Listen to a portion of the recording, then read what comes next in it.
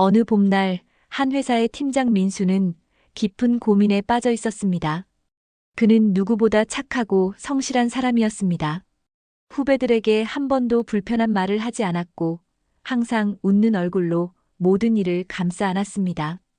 동료들은 그를 정말 좋은 사람이라고 입을 모았고 회사에서도 두루두루 원만하며 조직의 모든 구성원에게 사랑받는다는 평가를 받았습니다. 하지만 이상한 일이 벌어졌습니다. 가장 가까웠던 후배가 갑자기 그를 피하기 시작했고 팀 내에서는 크고 작은 문제들이 터져 나왔습니다. 그가 그토록 원했던 존중받는 선배가 되려던 노력이 오히려 모든 관계를 망가뜨린 것입니다. 그는 존중받으려고 최대한 배려해왔는데 그 배려가 돌아오기는커녕 이쪽에서도 상처받고 저쪽에서도 상처받다 보니 에이 나도 하지 말지 하는 포기 아닌 포기를 하게 되었습니다. 민수의 이야기는 특별한 것이 아닙니다. 오늘날 많은 사람들이 비슷한 고민을 안고 있습니다. 왜 나는 이렇게 배려하고 노력하는데도 존중받지 못할까? 왜 착하게 살려고 하는데 오히려 무시당하는 것 같을까? 특히 한국 사회에서는 누구에게나 사랑받고 싶고 누구에게나 좋은 사람이고 싶고 모든 사람에게 존중받고 싶다고 하는 생각을 가진 분들이 정말 많습니다. 오늘 우리는 이 질문에 대한 놀라운 답을 찾아보겠습니다. 존중받는 사람과 무시당하는 사람을 가르는 것은 능력이나 인맥, 심지어 성격이 아닙니다. 바로 적절한 좌절을 경험했느냐의 차이입니다. 우리는 모두 존중받고 싶어 합니다. 무시당하지 않고 인정받고 사랑받고 싶어 하는 것은 인간의 본능입니다. 당연히 전제 조건이 있죠. 좋은 분들이어야 합니다. 자기가 못됐는데 누구에게나 존중받고 싶다는 건 완전히 도적 같은 신보이니까요. 그런 특별하고 특이한 경우가 아니면 대부분 좋은 사람들이 더 그런 욕구가 강합니다. 하지만 여기에 놀라운 역설이 숨어 있습니다. 모든 사람에게 존중받으려 할수록 진정한 존중에서 멀어진다는 것입니다. 모든 사람들한테 존중받고 싶다고 생각하는 순간 가장 먼저 나타나는 부작용이 바로 어떤 일에도 도전하지 않게 된다는 것입니다. 이 과정에서 많이 잃을 수 있는 게 바로 내 말을 하지 않는 것, 그리고 내 욕구를 계속해서 무시하는 것입니다. 그 과정에서 자신도 피해자가 되면서 궁극적으로는 상대방과 함께 공동의 피해자가 됩니다. 민수의 경우를 다시 살펴보겠습니다. 그는 존중받는 선배가 되고 싶어서 후배들에게 어떤 불편한 말도 하지 않았습니다. 문제가 보여도 누군가 얘기하겠지 하며 넘어갔습니다. 그 결과 모임에서 잘못된 것이 하나도 수정되지 않은 상태로 나중에 사고가 펑하고 터져 나왔습니다. 모두가 피해자가 되었죠. 이렇게 되니까 오히려 가장 원만했던 관계가 가장 멀어지는 관계가 되는 경우가 정말 많습니다. 부부들을 봐도 마찬가지입니다. 조금도 싸우지 않는 부부보다는 소소하게라도 좀 싸우고 마음도 상해보고 또 화해도 해보는 부부들이 오랫동안 관계가 지속됩니다. 우리 모두가 모든 사람으로부터 존중받는다는 환상은 좀 버려야 합니다. 그렇다고 아무한테도 존중받지 말라는 극단적인 얘기가 아닙니다. 핵심은 고민의 크기나 양보다는 고민의 횟수입니다. 뇌과학자들과 인지심리학자들의 연구에 따르면 일반적으로 우리 뇌는 고민의 크기나 양보다는 고민의 횟수를 기억합니다. 내가 몇 번 고민했는가, 내가 며칠 동안 고민했는가를 더 중요하게 여깁니다. 그래서 100점짜리 행복 한 번 경험하는 것보다 10점짜리 행복 10번 경험하는 게 더 좋습니다. 이런 사람들이 더 강인하고 잘 버티고 자기 삶을 긍정적으로 봅니다.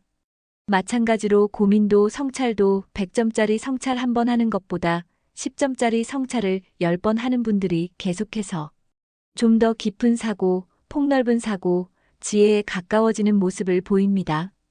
이것이 바로 적절한 좌절의 과학적 근거입니다. 적절한 좌절이라는 표현이 이상하게 들릴 수 있습니다. 적절하다고 하면 대부분 좋은 의미인데 좌절은 별로 안 좋은 의미잖아요. 하지만 실제로 야구 선수들도 계속해서 커리어 초반부에 좋은 공만 던져보는 선수들이 나중에 위기 상황에서 오히려 힘들어하는 경우가 많습니다. 우리도 마찬가지입니다. 입사 초반부에 많은 좌절과 실수를 해보고 속도 좀 상해보고 그 다음에 내가 왜 이럴까 하며 좌절도 해보잖아요. 근데 그게 근육처럼 올라가서 이제 웬만한 일에는 쉽게 흔들리지 않는 그런 사람이 됩니다. 사실 그런 의미에서 좌절도 심지어 스트레스도 적절한 분노, 적절한 불안, 이런 걸 다 겪어야 사람 마음의 근육이 단단해집니다. 어느 정도 너무 오랫동안 평온한 상태가 되고 아무런 불편함이 없는 삶을 살아가면 기본적으로 사람이 좌절을 향해 갈 수밖에 없습니다. 그걸 좋은 표현으로 우리는 도전하는 삶이라고 하죠. 더 심각한 문제가 있습니다. 모든 사람에게 좋은 사람이 되려는 사람들은 특정 유형의 사람들에게 표적이 됩니다. 바로 소시오패스적 성향을 가진 사람들의 먹잇감이 되는 것입니다. 이런 분들이 상담실에서 정말 많이 보이는데 멍청한 분이 아닙니다. 멍청하지 않고 성실하고 심지어 소위 말하는 지적인 수준도 뛰어나고 그 다음에 굉장히 근면 성실하게 살고 어떻게 보면 모범적인 삶을 살아가는 분들입니다. 소시오패스는 그런 사람을 먹잇감으로 삼습니다. 아무것도 안 하고 불량배이고 수중에 아무것도 없고 그냥 하고 싶은 대로 살면 뭐 뺏어갈 게 없잖아요. 이용할 가치도 없고요. 그러니까 대부분 성실하고 머리 좋고 능력 뛰어난 사람들이 소시오패스 같은 사람들한테 이용을 많이 당합니다. 그럼 내가 상대방을 존중하고 성실하고 열심히 살아가고 최대한 잘해주는 제가 잘못인가요? 아니면 저를 만만하게 대하는 그 사람이 잘못인가요? 사실은 존중만 받았던 어린 시절이 문제입니다. 존중받았다고 하는 좋은 경험도 어린 시절에 필요하지만 이런 데는 나를 존중하지 않네라고 하는 존중받지 못했던 경험도 일부 필요합니다. 하지만 그 양이 너무 많으면 평생 남의 눈치를 보는 사람이 될 수도 있거나 아니면 위축된 사람이 될 수가 있죠. 그런데 그렇게 남의 눈치만 보고 위축된 사람은 능력 있고 뛰어난 사람이 못 되잖아요. 그런데 능력 있고 뛰어난 사람조차도 오히려 그런 소시오패스 같은 사람의 희생양이 되는 이유는 뭘까요? 존중만 받았기 때문에 존중만 해주는 사람만 만나려고 하기 때문입니다. 이런 상황이 특히 많이 일어날 수 있는 게 부모 자식 관계입니다. 5명, 6명, 7명씩 아이를 낳았던 시대에서 지금 잘해야 1명, 2명 정도 낳는 시대가 되면서 부모님들이 자녀에게 너무 많이 집중합니다. 너무 집중을 많이 해버리니까 부모는 자녀에게 실패할 틈을 안 줍니다. 왜냐하면 자녀의 실패가 본인의 상처보다 더 아프니까요. 그래서 옆에서 다 해결해 줍니다. 그러니까 아이들이 좌절을 경험해 볼 기회가 없는 거예요. 어린 시절에 칭찬받고 자랐던 어린이들, 청소년들은 어른이 돼서 누군가 나를 칭찬해주지 않는 상황을 너무 못 견딥니다. 재미있는 표현이 있습니다. 바로 집으로의 가출입니다. 우리가 가출이라고 하면 집에 있어야 될 아이가 밖으로 갔을 때 가출이라고 하잖아요. 마찬가지로 학교에 있어야 할 아이가 그 순간에 집에 있으면 그것도 가출입니다. 학교에서 나를 인정해주지 않을 때 집에서는 늘 인정해주니까 그래도 도피를 하는 셈이죠. 심지어 학원에서 문제가 안 풀리니까 집으로 도망가는 경우도 봤습니다. 그러니까 문제가 안 풀린다는 좌절도 못 견디는 아이들이 된 거죠. 그러면 매일매일 좌절하란 얘기일까요? 얼마큼 좌절해야 될까요? 자주 고민해야 합니다. 지금 이 순간은 아이에게 필요한 좌절인가 아니면 부모가 나서서 막아줘야 되는 좌절인가를 말입니다. 이게 교과서에 나와 있지도 않고 성경에 나와 있는 것도 아니고 그냥 원칙만 있습니다. 원칙은 이겁니다. 아이가 해야 될 고민은 아이가 해야 되고 부모가 해야 될 고민은 부모가 해야 되는데 그럼 무엇이 아이가 해야 될 고민이고 무엇이 부모가 해야 될 고민인지를 자주 고민하라는 겁니다. 이번에는 이게 내가 해야 될 고민이니까 아이가 해야 될 고민이니까 학교에서 친구가 내 아이와 사이가 안 좋은데 이번에는 이 고민을 아이가 직접 다 하게 만들어야 될까? 아니면 내가 어느 정도 개입해야 될까? 이걸 원칙이라는 좋은 말로 포장하면 안 됩니다. 원칙과 소신이 있는 부모라고 자기를 생각하면 어떤 일이 벌어지냐면 조칙을 하나 만들어서 다 그대로 하게 됩니다. 예외는 없다고 하면서 굉장히 편안한 생각을 갖게 됩니다. 심리학자들이 원칙과 소신이라는 것의 좋은 기능을 무시하는 건 아닌데 아주 단순한 규칙 하나를 가지고 있을 뿐인데 그 규칙을 원칙이라고 혹은 소신이라고 하면서 계속해서 단순한 판단을 내리게 됩니다. 예를 들어 형제가 있는데 싸울 때 형을 따르는 거야 라고 하는 것입니다. 그게 항상 적용할 수 있는 건 절대 아니죠. 형이 맞았기 때문에 동생이 따라야 될 경우도 있지만 형임에도 불구하고 동생의 말에 오히려 냉정하게 귀를 기울여서 아, 내가 형인데도 그 생각을 못했구나라고 통렬히 반성해야 될 때도 있습니다. 그런데 매번 형을 따라야 돼 혹은 동생을 이뻐해야지. 이렇게 되면 아이가 어떻게 되냐면 수많은 예외들을 대할 수 있는 자세가 없어집니다. 융통성이 줄어들어요.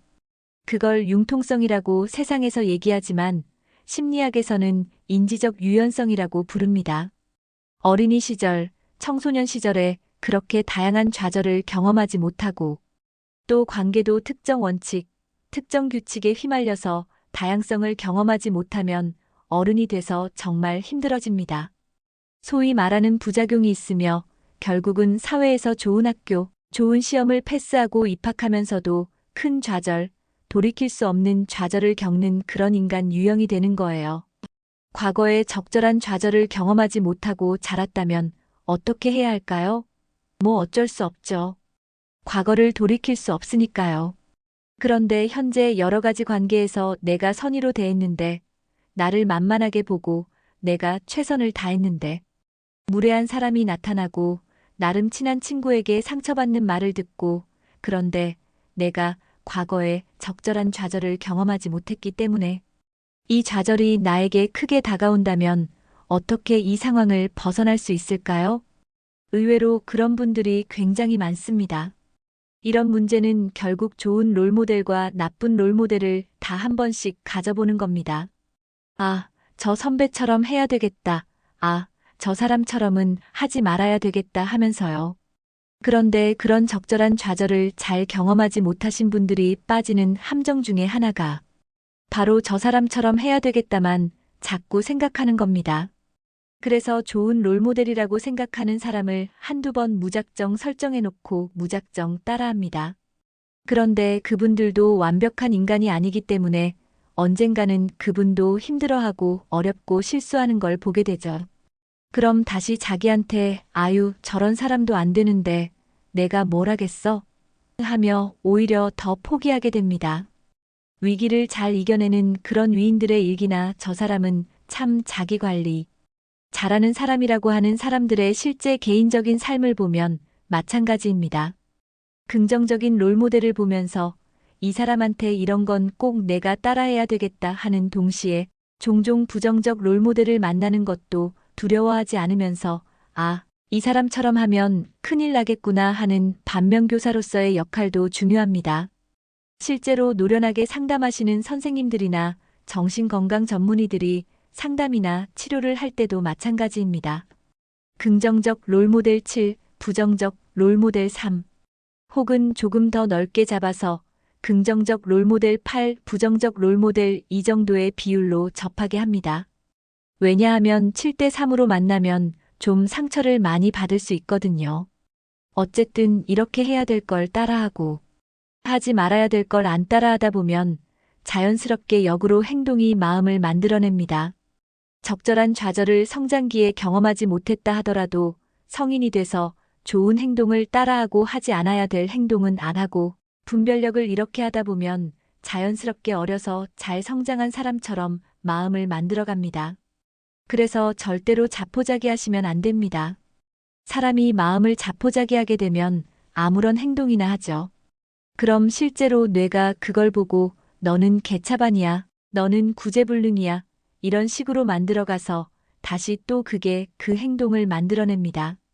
무작정이라도 좋으니 좋은 행동 따라하고 나쁜 행동 절대 하지 마세요. 일단 내가 닮고 싶은 사람과 굳이 닮지 않아도 될 사람을 적절히 관찰하면서 그들의 삶의 태도, 삶의 습관들을 따라하고 또 제거하고 하는 과정 속에서 내가 나도 모르게 나의 뇌조차 이 사람을 따라가게 됩니다. 하지만 이 사람에 대한 전폭적인 신뢰는 또 다른 상처를 줄 수 있으니까 지나친 기대는 금물입니다. 세상에 좋은 사람만 있는 게 아니잖아요. 그러면 나는 그래도 좋은 사람이라고 생각하고 모두에게 잘해주려고 하는데 무례한 사람에게만큼은 나의 진심이 안 통할 때가 있어요. 이 사람들은 어떻게 대해야 할까요? 무례한 사람은 사실 누구나 만납니다. 근데 무례한 사람을 만났을 때 다른 사람들보다 그 타격감이 큰 사람들이 있어요. 상대적으로 우리가 그걸 피해야 되잖아요. 똑같이 무례한 사람을 만났는데 만약에 진짜 이상한 인간이네 하지만 그래도 견디신다면 저는 그 사람 때문에 일상생활이 무너지고 하던 일도 못한다면 이건 정말 2배, 3배로 오히려 큰 손해를 보는 거잖아요. 핵심은 한 명의 무례한 사람에만 초점을 맞추지 말고 실제로는 무례하지 않은 사람이 내 주위에 더 많다라고 하는 생각을 하면 얼마든지 견뎌낼 수 있다는 겁니다. 얼마 전에도 한 친구가 거래처의 직원으로부터 굉장히 모멸감 느끼는 언행을 당했어요. 그 친구의 회사가 관계상 상대적으로 약한 입장이었는데 그쪽에 있는 직원은 자기보다 10살 이상 차이가 날 정도로 젊은데 거의 반말에 가까운 말을 해서 상당히 상처받았죠. 근데 그 친구가 저와 다른 친구들을 불러서 그 얘기를 하면서 듣는 저희가 이제 열받으니까 그 인간 이름이 뭐야? 아버지 뭐 하셔? 하며 난리가 났죠. 그랬는데 그 친구가 어느 순간 오히려 진정되고 저희가 열받아 있더라고요. 함께 누군가 흥분해 준 것만으로도 마음이 풀렸던 거예요.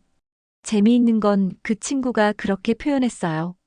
이 분노를 우리한테 전염시켰네. 나는 이제 괜찮아졌고. 이런 일이 우리가 살면서 빈번하게 일어나잖아요. 그러니까 그 친구한테 무례하지 않은 친구 3명이 있다는 것 때문에 그 친구는 그날 그 타격감을 줄일 수 있었던 거죠. 그 친구가 소주 한잔 하면서 집에 갈 때 아유, 그래도 너희들한테 푸니까나. 이제 그 자식을 완전히 용서 못해도 반 정도는 용서할 수 있을 것 같다. 괜찮아. 너들 있으니까 고마워하고 가더라고요. 그래서 적절한 좌절 안에는 수위나 정도뿐만 아니라 외롭지 않은 상태에서 좌절해야 된다는 것도 들어가 있어요. 사실 부모님이 과보호하시거나 지나치게 아이를 걱정하시면 아이를 외롭게 만듭니다. 내 아이를 속상하게 하는 친구들도 다 보이거든요. 계속 보고 있습니다. 그리고 내 아이에게 늘 좋은 얘기만 하는 게 아니라 가끔 불편한 얘기하는 친구들도 보입니다. 사실 그게 오히려 친구거든요. 친구 관계는 심리학자의 눈으로 보면 나한테 부지부식간에 실수할 수 있을 정도로 친밀감 느끼는 게 친구예요. 얼마 전에도 제가 그냥 별없이 오랜만에 만난 친구한테 이런저런 얘기를 하다가 아유, 옛날에는 머리가 풍성하더니 이제 아주 민둥산 됐다고 했는데 그 친구는 그날 그게 정말 상처됐대요. 그래서 저한테 나중에 야, 심리학자가 그렇게 사람 속상하게 하면 되냐라고 했는데 벌써 톤이 아차, 내가 실수했구나 하는 느낌이었어요. 친구들끼리는 사실은 종종 실수할 수 있습니다. 물론 조심해야죠. 그 실수를 매번 반복적으로 빈번하게 하며 그것도 심지어 의도적으로 한다면 그건 친구가 아니지만요. 그런데 부모님 입장에서는 그 좌절이 싫으니까 아예 안 만났으면 좋겠는 거예요. 친구도 안 만났으면 좋겠다는 거죠. 어떤 문제는 부모가 개입하기 전에 오히려 친구들끼리 해결할 수 있는 환경을 만들어주는 게 필요합니다. 부모 자식에 관련된 얘기를 많이 다루고 있지만 어느 정도 시점이 지나가면 한 사람의 인생에 특히 청소년이나 대학생 정도 나이가 되면 부모의 영향력은 생각보다 굉장히 미미해집니다. 어차피 부모 없이 살아가야 하는 인생이 더 기니까요. 그런데 재미있는 건 거기까지도 그 좌절을 막아버리시면 이제 아이는 그 자녀는 가장 큰 좌절을 어디서 겪냐면 자기 부모와의 관계에서 좌절을 겪어요. 그래서 집안으로 가출하던 어린이가 집으로부터 가출하게 되고 부모님으로부터 정신적으로 독립하는 게 아니라 가출을 해버립니다.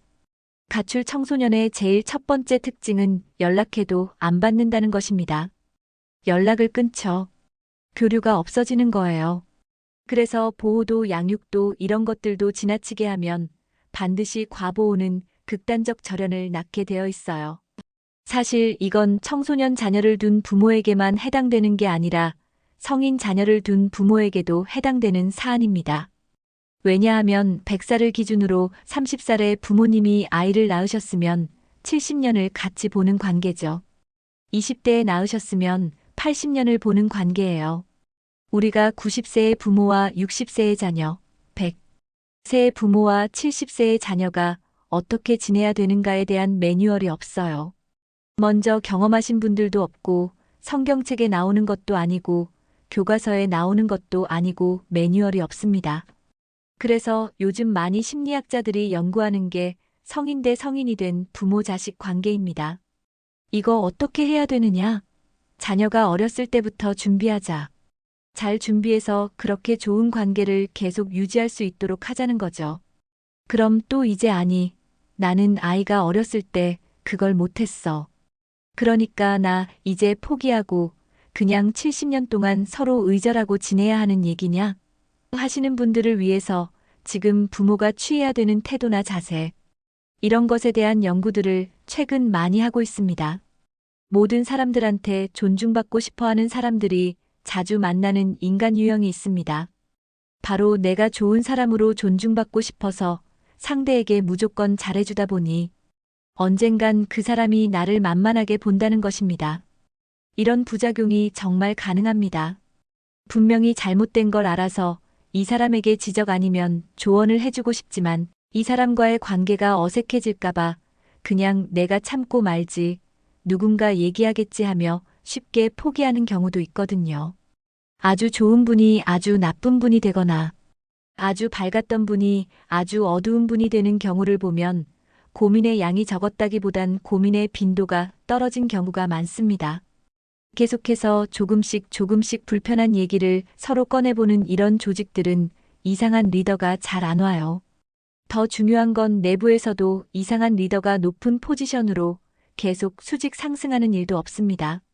사실 모임에서도 그렇고 어떤 업무 상황에서도 그렇고 분명히 잘못된 걸 알면서도 이 사람에게 지적 아니면 조언을 해주고 싶지만 이 사람과의 관계가 어색해질까봐 그냥 내가 참고 말지, 아이 누군가 얘기하겠지 하며 쉽게 포기하는 경우가 있습니다. 우리는 이제 진정한 존중의 의미를 알 수 있습니다. 진정한 존중은 모든 사람에게 좋은 사람이 되려고 할 때가 아니라 적절한 선을 긋고 필요할 때 불편한 진실도 말할 수 있을 때 생겨난다는 것을요. 좌절을 피하려고 하지 마세요. 대신 혼자가 아닌 상태에서 적절한 수준에서 좌절을 경험하세요. 그것이 당신을 더 강하고 지혜로운 사람으로 만들 것입니다. 어린 시절 적절한 좌절을 경험하지 못했다고 해서 포기할 필요는 없습니다. 지금부터라도 좋은 롤모델을 따라하고 나쁜 롤모델을 피하며 건강한 관계를 만들어 가세요. 무엇보다 기억하세요. 당신을 무시하는 한 사람보다 당신을 존중해주는 여러 사람이 더 많다는 것을. 그리고 진정한 존중은 두려움이 아닌 용기에서 나온다는 것을. 혹시 지금 좌절하고 계십니까? 아니면 그 좌절이 여러분 삶에서 꼭 필요한 순간임을 인지하셨으면 좋겠습니다. 모든 좌절은 더 나은 내일을 위한 준비입니다. 세상의 모든 좌절이 당신을 성장시키는 디딤돌이 되기를 바랍니다. 그리고 당신이 진정으로 존중받는 사람이 되기를 진심으로 응원합니다.